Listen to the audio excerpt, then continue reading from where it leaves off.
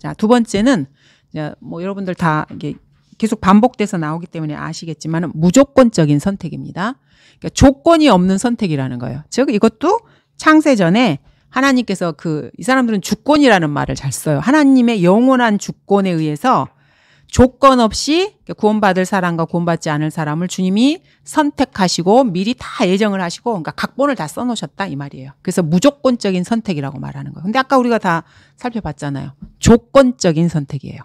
주님이 제시하신 조건을 우리가 만족시키면 예수님을 믿으면 그다음 믿고 나서는 말씀에 기록된 대로 하면 그러면 주님이 그 다음에 이렇게 책임을 져주시는 것입니다.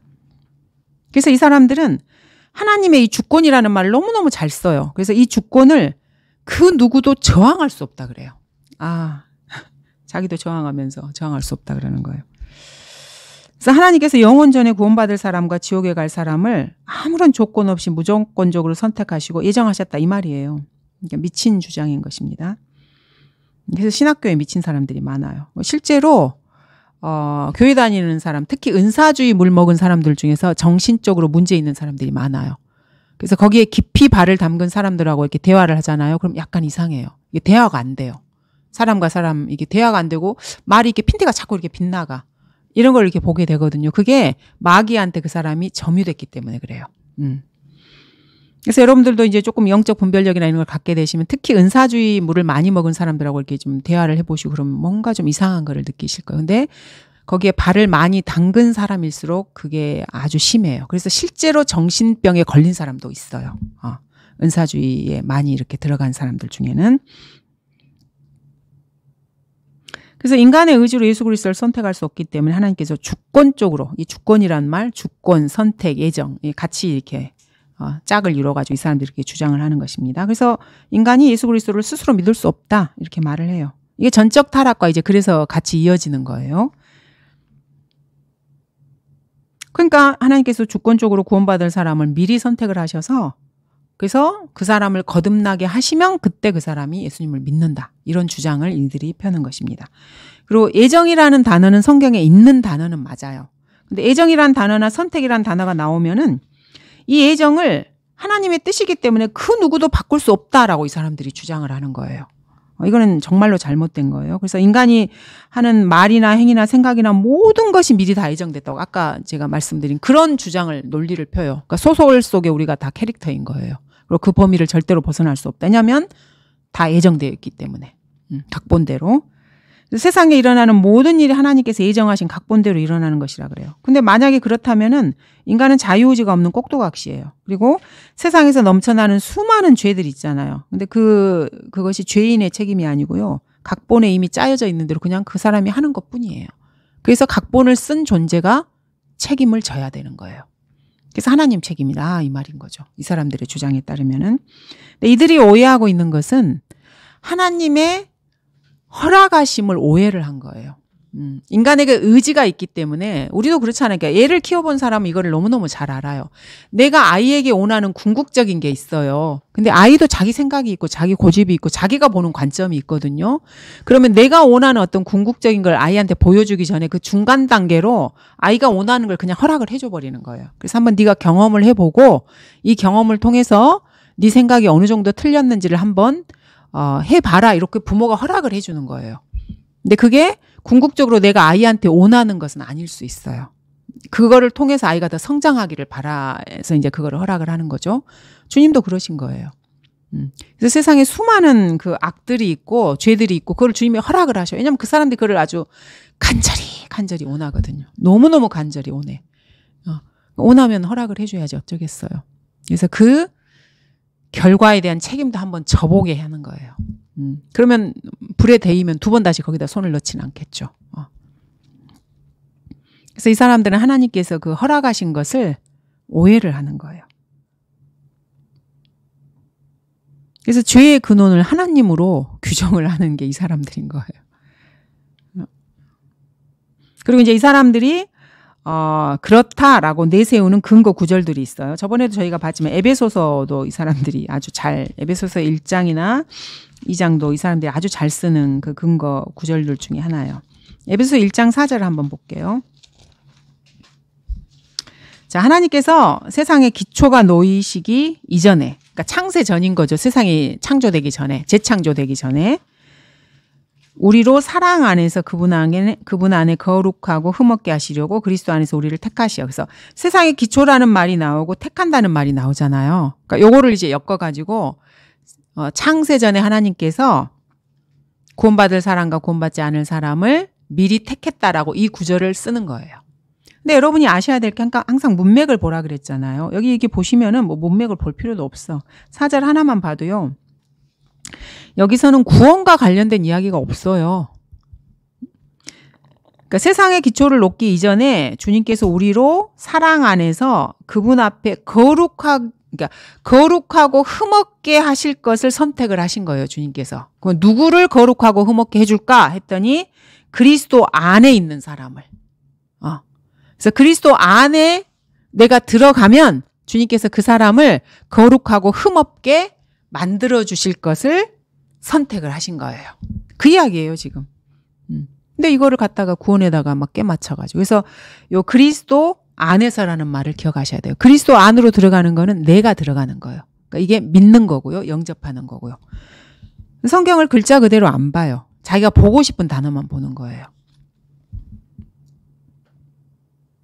그다음에 잠언도 한번 보겠습니다. 잠언 16장도 처음에 얼핏 보면 그럴듯하네. 그래서 그러면 이게 뭐 하나님이 그런가? 그러니까 그 필라델피아 시대에도 그 수많은 믿음의 사람들이라고 했던 사람들이 이걸 이렇게 받아들인 거예요.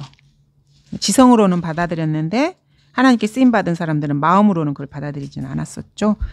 자, 잠언 16장 1절을 보시면은 사람이 마음으로 준비하는 것과 그 혀의 대답은 주께로부터 나느니라. 자, 이것도 여기다 이렇게 그거 봐. 주님이 다 이렇게 해주셔야 되는 거잖아. 이렇게 이거를 쓰는 거예요. 이 구절을. 근데 여러분 아시다시피 요거는 무슨 말이냐면은요. 누군가에게 어떤 신중하게 말하거나 이렇게 할 때 사람들이 생각을 하잖아요. 그냥 되는 대로 그냥 말 나오는 대로 말하는 이런 사람들 말고 신중하게 하는 사람들은 특히 성도들은 누군가에게 무슨 말을 할 때 생각을 해요. 그리고 기도를 하고요. 그 이야기를 하는 거예요. 그러면은 내가 마음으로 그거에 대해서 준비를 해요. 누군가와 이렇게 이야기를 할 때 내가 어떤 말을 좀 해주고 그러면 그거에 대해서 내가 기도하고 마음으로 준비할 때 주님께서 그 내가 할 대답을 주신다는 말이에요. 근데 이걸 어떻게 해서 구원에다가 그냥 갖다가 연결을 시키고 있어요. 9절도 마찬가지입니다. 사람의 마음이 자기의 길을 계획하나 주께서 그의 걸음들을 인도하시느라. 그러니까 이게 딱 보면 내가 뭐를 이렇게 저렇게 계획하고 막 해도 그냥 하나님이 다 알아서 하시는 건가? 이걸 그렇게 보는 거예요. 이 구절을. 이 구절은 그런 말이 아니고요. 우리가 인생에 무슨 일들을 계획을 하잖아요. 뭐 사업도 계획을 하고 결혼에 대해서 누구하고 뭐 결혼할 것도 생각도 해보고 계획도 세우고 막 이렇게 하잖아요. 근데 내가 그거를 하나님께 기도로 맡기면서 주님과 같이 계획을 짜잖아요. 그럼 주님이 그 길을 인도해 주신다는 말이에요. 아무나 뭐 하면은 누가 계획을 짜고 하면 하나님이 다 그거를 뭐 이렇게 인도하고 이런 말이 아니에요. 물론 모든 이 지상에서 일어나는 모든 일은 하나님께서 허락하시는 범위 내에서만 일어나는 거는 맞아요. 근데 이거는 이제 그리스도인과 관련된 문제이기 때문에 내가 내 인생의 길을 계획하고 이렇게 할 때 그 사람이 성도면은요, 기도를 하지 않아도 어느 정도는 주님께서 그 사람을 하나님을 찾을 수 있게 인도를 해주셔요. 그러니까 사업을 망하게 하든지, 몸에 병이 들게 하든지. 그럼 내가 그렇게 사느니 주님과 기도하면서 좋은 길로 가면 좋은 거잖아요. 그러면 100% 하나님께 인도를 받을 수 있는 그 말씀인 것입니다. 이건 구원하고 전혀 상관이 없습니다. 이게 말씀을 갖다가 쓰는 거 보면은 사탄의 그 지혜, 그러니까 땅에서 나오는 그 지혜가 그 지혜인 거죠. 이런 식으로 우리가 보는 것과 성경을 완전히 다른 식으로 보는 것입니다. 20장 24절도 보시면은 사람의 걸음은 주께로부터 비롯되나니 사람이 어찌 자기의 길을 알 수 있으랴. 이것도 그 구원과 이렇게 연관을 시켜가지고 그래서 결국에 구원받을 사람은 어떻게 살든지 간에 주님께로 인도를 받아서 구원을 받고 그렇지 않은 사람은 뭐 이렇게 멸망을 받고 이런 식으로 이렇게 똑같은 걸 봐도 그렇게 해석을 해요. 이 사람들은. 이런 구절을 가지고. 근데 그 말은 이 말은 그 말이 아닙니다. 인생의 앞날은 우리가 알 수가 없어요. 내일 일어날 일을 우리가 어떻게 알고 5분 뒤에 일어날 일을 어떻게 알겠습니까? 인생에 어떤 일이 일어날지 우리는 그건 알 수가 없죠. 그 말이에요, 이 말은. 내 인생을 내가 어떻게 합니까? 그러니까 하나님을 의지하고 사는 거죠. 하나님을 신뢰하고 사는 거고. 하나님께서 쓰신 각본대로 내가 말하고 행동하고 이런 것이 아닙니다. 그리고 또 하나님께서 이렇게 버리셨다는 표현들이 성경에 나와요. 그래서 이제 요 사람들은 이 버리셨다는 표현을 구원을 못 받도록 주님이 미리 이렇게 버려버리셔서 그런 사람은 구원을 못 받아. 이렇게 이제 그거를 갖다가 쓰는 거예요. 여호수아를 보시면은 여호수아서 11장 한번 보도록 하겠습니다.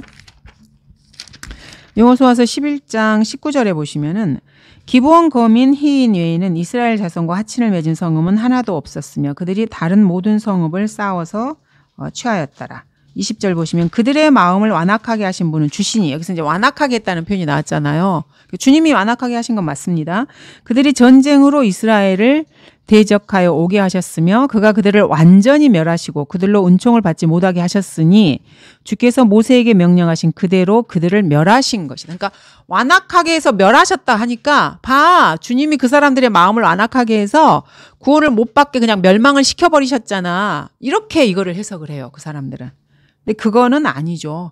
이 사람들이 마음을 하나님께 완악하게 먹은 거예요. 그래서 주님이 그래 그럼 네가 한번 그렇게 해봐라. 그리고 그냥 더 완악하게 만들어버리신 거예요.